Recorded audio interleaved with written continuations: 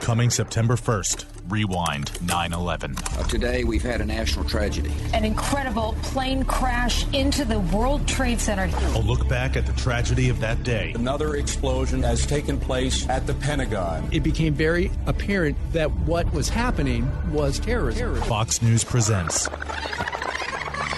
Rewind 9/11. People who knock these buildings down will hear all of us soon. Listen on Odyssey. CuriosityStream has thousands of documentary films and shows available on demand on any device. We're the Netflix for nerds, the Hulu for history buffs, the Disney Plus for the scientist in us. There sure are a lot of streaming services, aren't there? CuriosityStream is the one you definitely need if you're the type to nature dock and chill, if you're an armchair astronaut, if you prefer physics to psychics, or perhaps you know a precocious paleontologist. Go to curiositystream.com to learn more and sign up today. Next to the Basketball Hall of Fame, National Sportscaster Hall of Fame, ESPN college basketball analyst, needs no introduction. You know him, you love him. He is the great Dick Vitale, and he joins us now. Dickie V, before we get to everything happening in Memphis with Memphis basketball, super exciting times. How you hanging in there, man? We saw the story, the health scare. How is everything on your end? I'll tell you, Jason and John, really terrific. I can't wait to get started. I guess you're referring to about my melanoma, the cancer. Yes, sir. Bottom line is, it was a shock. It was 7 tough weeks. But the great news is that early detection really saved me because they were able to get the cancer out before it ever got into any of my organs. And because once melanoma gets into your organs, then you got a real battle on your hands. But they were able to get it out. The only problem I had was located on the bridge of my nose, and cosmetically, they sent me to a plastic surgeon who wanted me to look good. And I say, man, they didn't hire me to be Tom Cruise. They didn't hire me to be. So he even did 4 surgeries, and right now you can barely tell. And I really thank God, and I thank all the people out there, fans from all over, my colleagues at ESPN. I got so many beautiful, beautiful messages. My Twitter at Dickie V, on social media, Instagram. People were really great, and I feel so rejuvenated. I'm all excited, man. I can't wait for the new season. We're in the same boat. Outstanding. And we're certainly glad to have you be a part of it. You've got a piece up at ESPN.com about the things that you are most excited about, and all littered throughout the piece are references and mentions of Memphis basketball. Look, you've seen Memphis basketball at its best. You've seen what it can be. Does it feel like perhaps it's getting back to that under Penny Hardaway? Well, I'll tell you what he's done this year has been just incredible. I'm in awe. I'm in absolute awe of what he has done. Let's take a look at it. What a summer he's had. Signs Larry Brown. Do you realize what Larry Brown is going to bring there? His wisdom, his knowledge, his basketball. He got more basketball. He knows more in his pinky than I've ever known in my life. The guy is a genius when it comes to the X's and O's and teaching the game. And if the players respond and listen, they can just get better and better and better. Then he brings in Rasheed Wallace. Rasheed Wallace was an absolute terror when he played at North Carolina in the NBA. He was just one of these physical, tough-minded guys, all about winning. A size that he had, he'll be great for Bates. He'll be great certainly for Duran.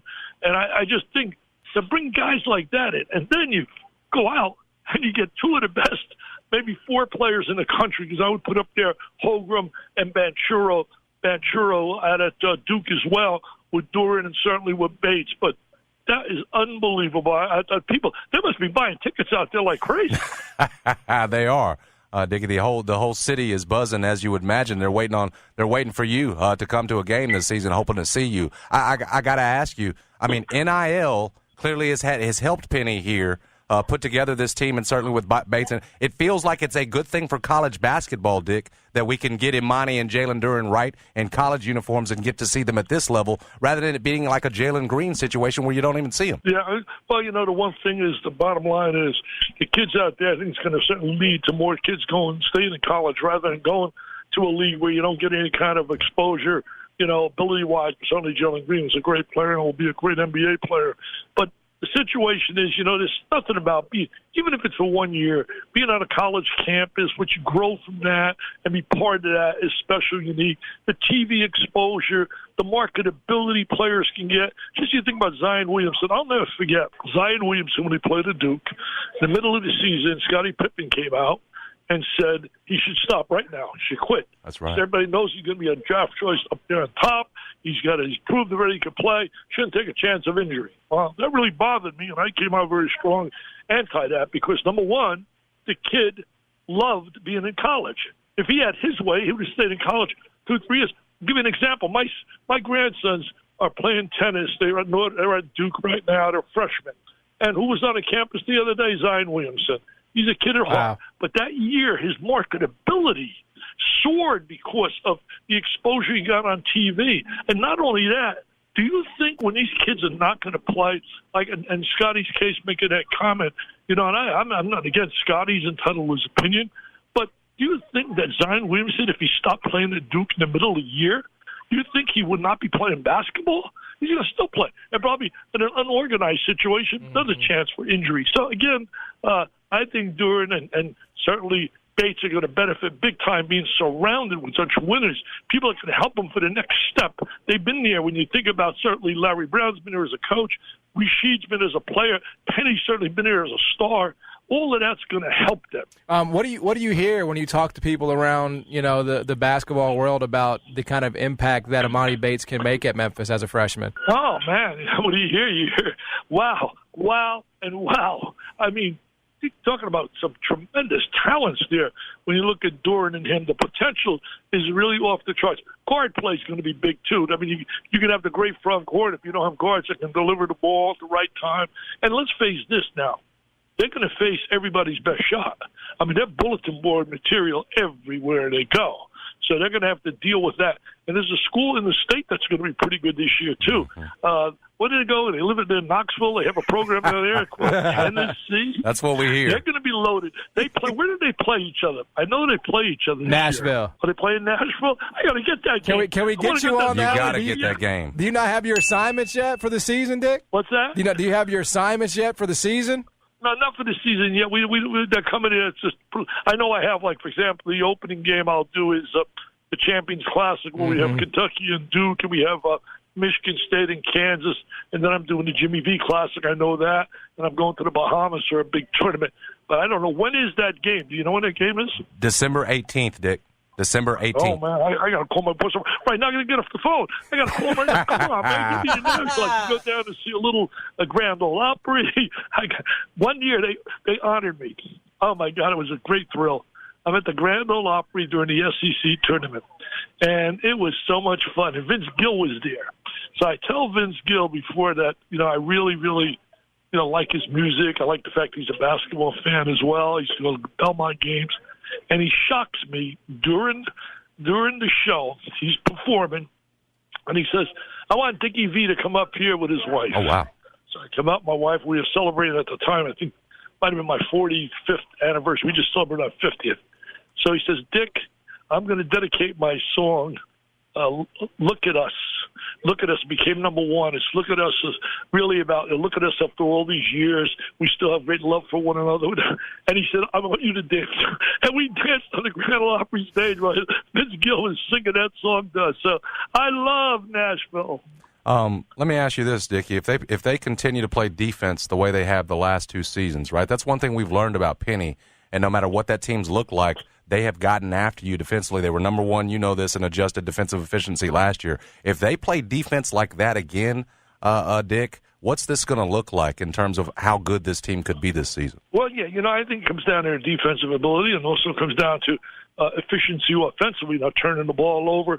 Like I said, you got the greatest front court guys in the world, but if the ball's being turned over and you're having trouble getting the shots for them, then it's a difficult time in terms of, when I say difficult, let's face reality.